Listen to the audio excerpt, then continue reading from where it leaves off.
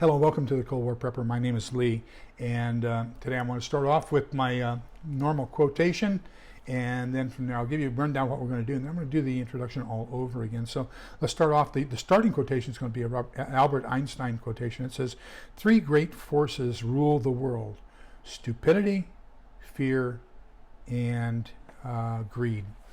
So now let's do the introduction all over again. Привет и добро пожаловать в подготовку в холодной войне. Меня зовут Lev. So, привет, hello, добро пожаловать, welcome, в подготовку to the preparation for холодной войне, for the Cold War or Cold War Prepper. I guess it's the closest I can come up with doing that.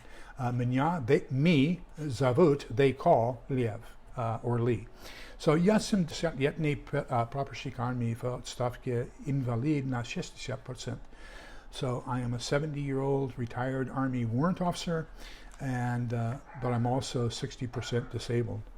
Но если моей стране нужны русские переводчики, и я могу поставить меня в положение, при котором мне не нужно будет переезжать слишком много или слишком часто, я буду очень рад служить. No, если моей стране нужны, but if my country needs русские переводчики, Russian translators, и я могу поставить меня, and they are able to put me в положение, in a position, при котором мне не нужно будет переезжать, where I'm not needed, I don't need to move around a whole bunch, слишком много, a whole bunch, или слишком часто, or very frequently, or very quickly, я буду очень рад служить. Very happy to return to service.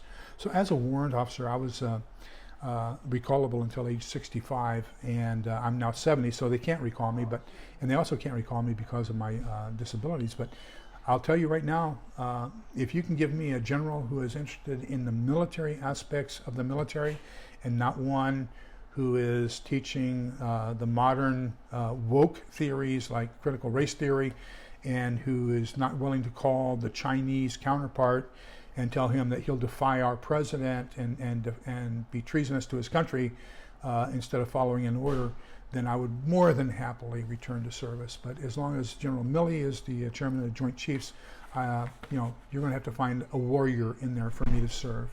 I don't like politicians. Let's talk about my service a little bit and how I'm going to use that to try to assuage some of your fears. Number one, I spent 9 years in Germany because that's the closest place to where the Russians were.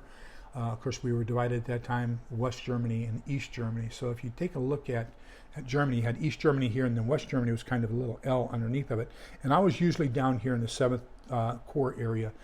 8 of the 9 years I was in the 7th Corps area. 1 year I was up north, actually in the British Army of the Rhine area of responsibility, which is the North German plains, a little bitty place called Detachment Wobeck, and you can look that up on Google. It's a nice little place.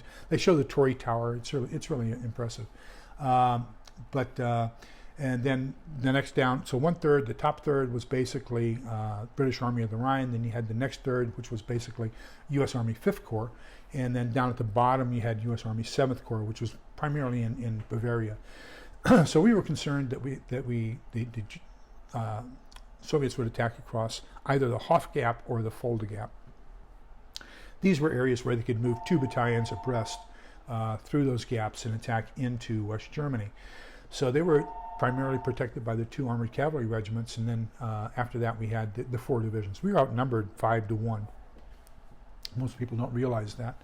When I was in the 207th MI Brigade in Stuttgart, 307th MI Battalion, we had an engineer company, a combat engineer company, and that was the Area Denial Munitions Company. So basically better known as the Suitcase Nuke Company, until we did away with all suitcase nukes. But we call them suitcase nukes. They actually fit in the trailer for a Jeep. And so the whole theory here is we take those out to an area where we think the enemy is going to come in, and we're going to detonate it. We're going to irradiate that area. We're going to have fallout. We're going to have irradiation. We're going to have all the terrible things that there are. What that means is if the enemy wants to go through that area, they've got to stop before they get there. put on all their MOP gear, which is called military-oriented protective posture. And right now I'm at MOP 0, which means I'm not protected against anything. And they go all the way up to MOP 4, which is, hood, hat, gloves, mask, this carbon chemical suit that you sweat in. You lose 20 pounds every 8 hours, boots, the whole bit. Then you're going to button up inside your vehicle. Now, when you're buttoned up inside your vehicle, right now, if you were sitting outside the cupola of your tank or your Boyovaya Machina Pechota, which is a BMP, you have about 120-degree field of vision. So you have peripheral vision, you can see out to the sides. When you get inside and button up, that goes down to about 60 degrees. So you're not going to see everything. You're wide open for flank attacks or side attacks, which is what we wanted to do, and destroy them as they were coming through. Now, even if you make it through the irradiated area, when you get to the other end, you've got to stop and decontaminate. So first you decontaminate the vehicles, then you decontaminate the personnel. You're very susceptible to a counterattack at that point. So the vast majority of the time, tactical nuclear weapons are used in defense and not in offense. Why would you?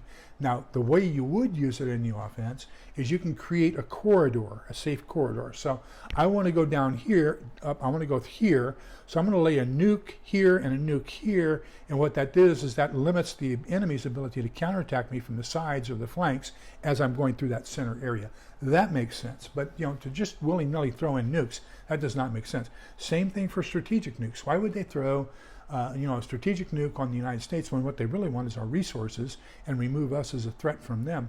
They aren't going to use, especially if they do it, they're probably going to do an air burst and not a ground burst. You don't want to irradiate all the fertile land and oil production and everything else we have. So I would say if they're going to do something, it would probably be an EMP. But you know what? President Putin is even smarter than that. I don't think he's going to do anything. And let me tell you why. Because we are so divisive that what President Lincoln said, a nation divided cannot stand, is coming to truth and forbearance.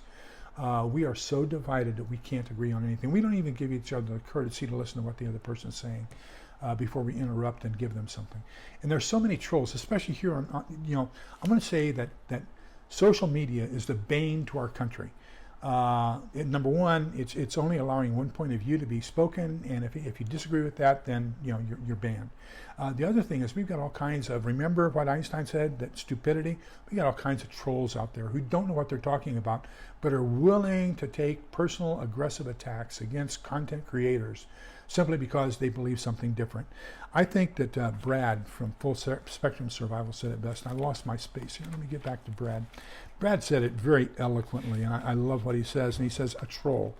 And this is Brad from Full Spectrum Survival. He says, a troll explains beyond sound reason their delusion that is only their opinion based on perceived but slighted facts.